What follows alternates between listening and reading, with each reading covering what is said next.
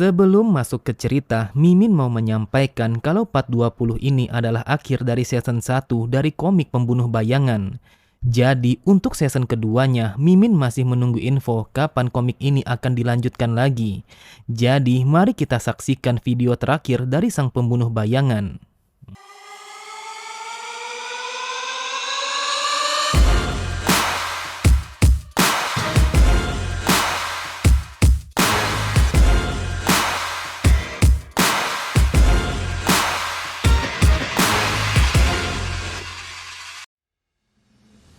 Assalamualaikum warahmatullahi wabarakatuh. Halo semua, kembali lagi di channel Raider Manhwa. Kali ini Mimin akan melanjutkan sebuah komik yang berjudul Balas Dendam Sang Pembunuh Bayangan. Dan apabila kalian masih bingung dengan alur ceritanya, kalian bisa cek deskripsi atau langsung saja menuju playlist yang ada di halaman channel ini untuk memulainya dari part 1. Tanpa basa-basi lebih jauh, mari kita masuk di part 20. Cerita dimulai, terlihat beberapa notifikasi telah muncul. Di sana dituliskan bahwa semua kemampuan yang Raon miliki telah meningkat dengan begitu pesat. Mulai dari kultivasi dan juga ketahanan tubuh dari atribut api. Lalu beberapa pencapaian lainnya telah membuat Raon menjadi seorang ahli berpedang. Raon hanya tersenyum ketika notif yang lainnya mengatakan bahwa kecepatan Raon dalam mengendalikan aura telah berkembang. Bahkan sama halnya kemampuannya dan juga kemahiran seni berpedangnya telah meningkat secara drastis. Raon pun bergumam, akhirnya aku telah mencapai tingkatan ini. Meskipun ini hanyalah tahap permulaan yang sedikit pun tidak mendekati tingkatan menengah. Akan tetapi aku sudah bersusah payah mencoba untuk mencapai tingkatan ini. Di sampingnya sang iblis berkata, dasar manusia konyol, kau begitu bangga telah mencapai tingkat pemula seperti ini. Apakah kau tahu tingkat master saja masih dianggap sebagai serangga? Raon pun berkata, menjadi seorang ahli berpedang saat masih berusia 15 tahun adalah sesuatu yang sangat langka. Jadi akan sangat sulit menemukan orang sepertiku di dalam benua ini. Seperti biasanya, sang iblis kembali mengoceh. Hanya orang-orang bodoh yang melihat umur ketika berada di medan perang. Jadi kau tidak usah memperdulikan umur, karena yang lemah tetaplah lemah. Bukannya membantah, namun Raon mengiyakan apa yang dikatakan oleh iblis itu.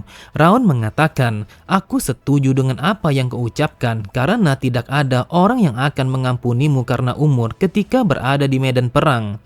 Raon hanya tersenyum ketika sang iblis yang berkata, sungguh menyedihkan, saat ini tidak ada satupun dari jarimu, bahkan kukumu yang bisa mengatasi kekuatanku. Terlihat apapun yang diocehkan oleh sang iblis kepadanya, Raon menanggapinya dengan sebuah senyuman, meskipun iblis itu telah mengoceh panjang lebar dengan membanggakan kekuatannya. Melihat ekspresi Raon, iblis itu berkata, hai bocah, mengapa kau tersenyum saja? Apakah kau mencoba untuk meremehkanku? Raon berkata, ini sangatlah berbeda. Kau yang dulu bahkan tidak menyebutkan kuku untuk mengukur kekuatanku. Jadi, apakah kau sekarang telah mengakui pertumbuhanku? Iblis itu hanya terdiam, mencoba mencerna apa yang dikatakan oleh Raon. Seketika itu juga sang iblis berteriak, ia berkata, dasar brengsek, sebagai raja yang agung, tertinggi dan terkuat di alam semesta ini tidak akan pernah mengakui manusia, apalagi orang yang sepertimu.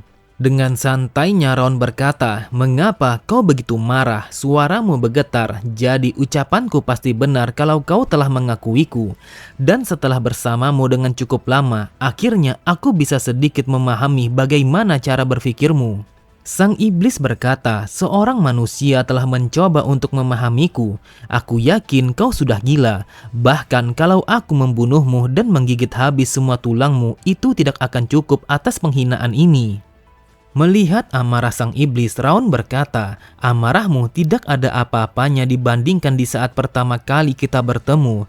Kau harus bersiap, jika kekuatanmu tidak kembali, maka aku yang akan memakanmu. Kemudian dengan bangganya sang iblis berkata, melihat kesombongan dan omong kosongmu itu telah mengingatkanku tentang masa-masa itu. Apakah kau tahu ketika aku masih berada di alam iblis, semua demon yang datang langsung tunduk kepadaku.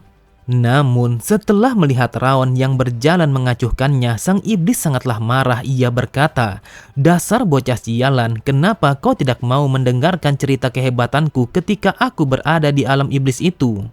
Cerita berpindah pada keesokan harinya di tempat pelatihan. Reimer pun meminta kepada semua muridnya untuk menyudahi latihan mereka. Dari arah belakangnya, Buren berkata, "Wahai instruktur, hari ini Anda telah terlambat datang selama 20 menit. Jadi, bukankah sebaiknya kalau kita harus menambah porsi latihan kita sebanyak 20 menit?" Namun, Reimer langsung berlari meninggalkannya sembari mengatakan kalau dia ingin tidur dan menikmati waktu istirahatnya di hari itu. Kemudian Raon berkata, "Karena kita masih memiliki sisa waktu, lebih baik kalau kita menyelesaikan latihannya. Dan untuk kelompok yang sedang bertugas, maka bersihkanlah ruang latihan ini." Dan orang yang bertugas untuk membersihkan ruangan pelatihan itu adalah Derion. Ia pun langsung bergegas untuk mengambil alat-alat untuk memulai membersihkan ruang pelatihannya.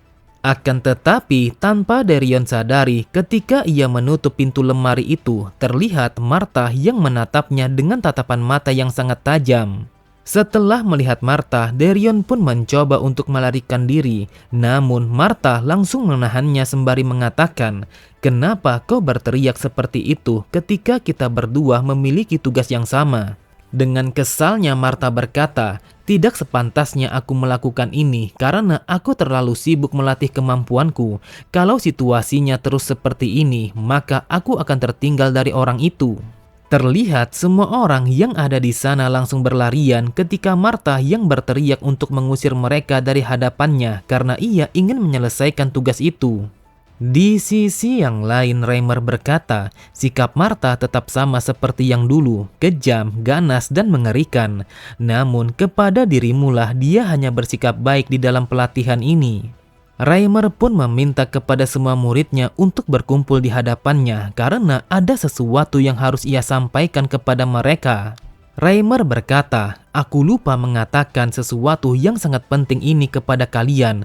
Itulah sebabnya aku kembali ke tempat ini. Dan aku mengumumkan bahwa kalian telah mendapatkan misi yang kedua." Sontak, suasana di dalam ruang pelatihan itu menjadi sunyi. Mereka tidak menyangka bahwa mereka telah mendapatkan misi yang kedua dengan cara yang sangat mendadak. Terlihat Buren dan juga Derion hanya terdiam ketika melihat tingkah Reimer yang sama sekali tidak merasa bersalah setelah mengumumkan sesuatu yang sangat penting itu. Raon bergumam, "Sudah setengah tahun sejak selesainya misi pertama kami. Ternyata butuh waktu yang lebih lama untuk mendapatkan misi yang berikutnya. Apa mungkin keluarga Zygarde tidak begitu sibuk dengan misi dibandingkan di waktu dulu?"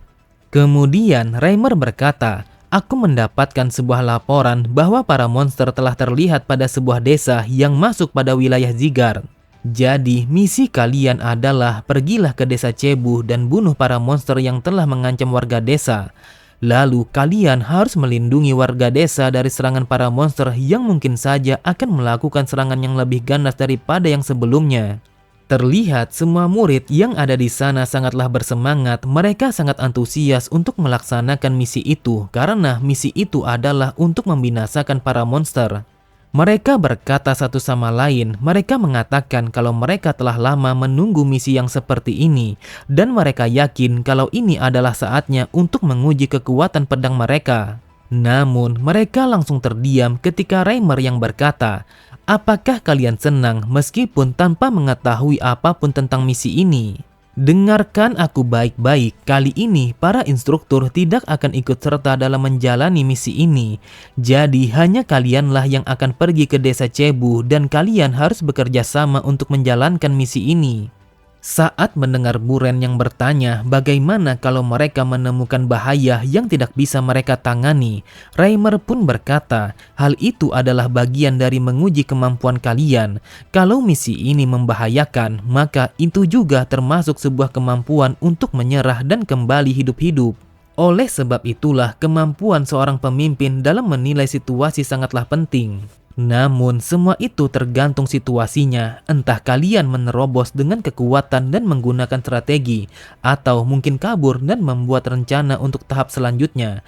Jadi kalian harus bisa membedakan yang mana pilihan terbaik di antara kedua itu." Darion bertanya, bukankah melarikan diri dari misi hanya akan membuat masalah? Reimer pun menjawabnya, hal itu tergantung dari situasinya. Kalau kalian bertemu dengan monster dan kalian bisa bertahan hidup, maka kalian memang pantas untuk mendapatkan sebuah pujian. Mendengar itu, Darion bergumam, jika dengan lari bisa mendapatkan sebuah pujian, maka aku akan melakukannya tanpa harus bertarung melawan para monster. Semua ini demi keselamatan nyawaku. Namun, mata mereka langsung terbelalak karena Reimer yang mengatakan bahwa mereka harus bersiap karena 2 hari lagi mereka akan pergi melakukan misi itu. Reimer berkata menaklukkan para monster memerlukan lebih banyak perhatian dibandingkan misi pengawalan ataupun menjelajahi sebuah dungeon. Jadi jika kalian tidak bersiap maka desanya akan hancur. Lalu Reimer hanya tertawa ketika mendengar Buren yang mengatakan, jika kau memberitahu kami lebih awal maka sudah pasti kami akan bersiap dengan lebih teliti. Namun Buren langsung terdiam ketika Raon yang berkata, cukuplah untuk mengeluh, bukankah sang instruktur pernah mengatakan kau tidak akan pernah tahu kapan sebuah misi akan datang? Saat ini bukanlah waktu yang tepat untuk merasa panik, jadi bersiaplah sekarang juga karena semakin kalian membantah maka semakin berkurang waktu persiapan yang kalian miliki. Mendengar perkataan Raon, akhirnya mereka sadar mereka mengatakan belum tentu sebuah misi akan datang meskipun mereka telah siap untuk melakukannya. Kemudian Reimer menjelaskan situasinya bahwa para monster jauh lebih ganas dan berbahaya dibandingkan dengan yang mereka duga. Hanya dengan ukuran mereka, mereka tidak ada bandingannya dengan monster yang pernah kita lawan sebelumnya. Monster Orc memiliki sebuah pasukan dengan jumlah yang sangat banyak, jadi ini adalah pertarungan melawan musuh yang banyak. Untuk saat ini akan sulit menghadapi mereka secara langsung. Akan tetapi dengan latihan gerakan kaki kalian, maka sebaiknya kalian lebih fokus untuk menghindari daripada bertahan menahan serangan mereka. Setelah mengatakan itu, Reimer pun meminta kepada mereka untuk pulang ke asrama mereka masing-masing dan mempersiapkan apa saja yang akan mereka bawa dalam misi itu, lalu beristirahat dengan cukup. Beberapa saat kemudian, cerita berpindah pada sebuah asrama murid pelatihan lapangan kelima yang diasuh langsung oleh Reimer. Lalu, ketika Raon ingin masuk ke dalam kamarnya, Raon melihat ada sebuah ransel yang tergeletak tepat di depan kamarnya. Raon pun bergumam, ini adalah ransel yang dilapisi oleh sihir peringan beban. Sangat jelas kalau dia telah menunjukkan bahwa dia sama sekali tidak peduli. Itu artinya kalau dia tidak tertarik, jadi aku harus mengurusnya sendiri. Namun meskipun begitu, aku sama sekali tidak peduli. Sesampainya di dalam kamar, sang iblis berkata, dasar manusia sombong, apakah kau pikir semuanya akan berjalan sesuai dengan keinginanmu? Asal kau tahu hal yang tidak terduga bisa terjadi kapan saja. Raon berkata, sepertinya kau telah memberikanku kemampuanmu tanpa mengetahui apa yang akan terjadi. Dengan kesalnya iblis itu mengatakan, jujur saja aku sangat ingin merobek mulutmu itu. Tiba-tiba saja Raon mendengar ada seseorang yang telah mengetuk pintu kamarnya. Raon pun berpikir siapa orang yang ada di luar sana, karena tidak seperti biasanya ada seseorang yang datang di sore hari seperti ini. Raon pun perlahan membuka pintu kamarnya untuk memastikan siapa yang datang ke kamarnya di waktu itu. Namun setelah membuka pintu kamarnya, Raon langsung terdiam ketika melihat Sylvia yang datang menjenguknya. Memang benar, Sylvia telah menatap Raon dengan tatapan mata yang sangat tajam. Bahkan Sylvia sama sekali tidak mengedipkan kedua matanya. Lalu Sylvia berkata, Raon, setidaknya kalau kau diberikan sebuah misi, maka kau harus kembali ke rumah dan memberitahu ibumu tentang misi itu. Dengan suara yang terbata-bata, Raon bertanya bagaimana ibunya bisa tahu tentang misi itu. Apakah itu ulah Darion lagi yang telah memberitahu kepada ibunya? Akan tetapi, Raon langsung terdiam ketika Sylvia yang mengatakan bahwa Reimer lah yang telah memberitahunya tentang misi yang akan Raon jalankan bersama teman-temannya. Dengan lirihnya, Raon meminta maaf kepada ibunya karena ia dengan sengaja tidak memberitahu ibunya karena Raon tidak ingin membuat ibunya menjadi khawatir. Sylvia tidak langsung menjawabnya, namun ia hanya menatap kepada Raon untuk memastikan apakah Raon meminta maaf dengan tulus dari hati nuraninya. Lalu Sylvia berkata, Raon, dengarkan perkataan ibu. Menjadi murid yang teratas bukanlah sekadar tentang posisi penghargaan, tetapi itu adalah sebuah posisi di mana kau harus membawa teman-temanmu ke arah yang lebih baik. Kau tidak hanya menyelesaikan sebuah misi, akan tetapi kau juga harus mengarahkan teman-temanmu kepada jalan yang benar, yaitu dengan mengurangi kerugian dan memimpin semua orang untuk menyelesaikan misinya dengan lancar. Jadi, semua nyawa temanmu akan bergantung kepada keputusanmu. Mendengar perkataan ibunya, Raon hanya diam. Namun di hatinya Raon berkata, "Aku kira aku hanya akan mendengar ceramahnya, tetapi Sylvia telah memberikanku sebuah saran yang sangat baik." Kemudian Sylvia melanjutkan kata-katanya, "Penaklukan para monster mungkin terdengar akan mudah, namun percayalah itu adalah misi yang sangat sulit. Jadi, pastikan untuk sepenuhnya memusnahkan para monster itu agar para warga tidak terluka akibat keganasan monster-monster itu. Raon, begitu kau berada di dalam misi, kau harus mengingat bahwa kau bukan hanya sekedar seorang peserta pelatihan. Namun, ingatlah kalau kau adalah seniman berpedang dari keluarga Zygarde." Ibu ingin Raon menunjukkan kepada Zygarde lainnya bagaimana seorang seniman berpedang yang melindungi orang lain dengan menggunakan bilah pedangnya. Raon pun berkata, "Aku kira ibu akan marah kepadaku karena aku tidak memberitahu ibu tentang misi ini." Dengan nada yang tinggi dan membara, Sylvia berkata, "Tentu saja ibu marah, khawatir, dan juga frustasi ketika kau akan melakukan sesuatu yang sangat berbahaya." Namun Sylvia langsung memeluk Raon sembari mengatakan, "Seorang ibu mana yang tidak khawatir jika anaknya akan melakukan sesuatu yang berbahaya, apalagi hal itu telah bersangkutan dengan nyawa. Tetapi ini bukanlah saatnya untuk marah kepadamu. Jujur saja, ibu sangat senang saat kau menjadi bersemangat sejak kau memulai latihanmu. Tetapi ibu sama sekali tidak bisa berhenti untuk mengkhawatirkanmu." Raon bergumam, "Meskipun aku bukanlah Raon yang sebenarnya dan hanya menggunakan tubuh ini, tetapi aku merasakan kalau cinta dan kasih sayangnya sebagai seorang ibu telah menusuk jauh ke dalam jantung hatiku." Cerita berpindah pada keesokan harinya. Terlihat Reimer yang berdiri tepat di hadapan para muridnya. Ia berkata, "Biar aku katakan sekali lagi, di luar sana apapun bisa terjadi. Jadi berhati-hatilah dalam menjalankan misi ini. Dan apabila kalian merasa kalau misi ini sangat sulit untuk kalian lakukan, maka jangan pernah ragu untuk kembali dan menyelamatkan diri. Jadi berangkatlah sekarang juga. Biasanya kalian akan berjalan selama 1 bulan. Namun sejak jalannya dibersihkan, maka kalian akan mencapai tujuan kalian hanya dalam waktu 2 minggu. Dan kami akan selalu mendoakan hal yang baik untuk menyertai keselamatan kalian dalam menjalankan misi ini." Kemudian dengan nada yang lantang Raon berkata, "Sekarang kita akan membuat 4 barisan dan bergerak sesuai dengan tim regu yang telah dibagikan pagi ini. Kalian harus memastikan untuk mengerti sepenuhnya mengenai posisi kalian apabila terjadi sebuah pertarungan." Reimer bergumam, "Aku yakin kalau Raon pasti bisa. Bukan hanya kekuatan fisik dan juga aura, namun bakatnya dalam kekuatan mental dan juga persepsi sangat patut dibanggakan. Misi ini seharusnya dapat diselesaikan dengan mudah." Padahal dia masih berusia 15 tahun, namun entah kenapa dia selalu saja membuat semua orang menaruh harapan yang sangat besar kepadanya. Setelah kepergian para murid, salah satu dari instruktur berkata, "Bukankah sebaiknya kita harus mengikuti mereka sekarang juga? Dengan jarak yang sejauh ini, mungkin kita bisa mengikuti tanpa mereka ketahui." Dengan santainya Reimer berkata, "Untuk saat ini kita belum bisa melakukan pergerakan karena ada seseorang yang bisa merasakan kehadiran kita." Mendengar perkataan Reimer, mereka berdua masih bertanya-tanya siapa yang dimaksud dengan seseorang yang bisa menyadari kehadiran mereka, sedangkan para murid hanyalah anak-anak.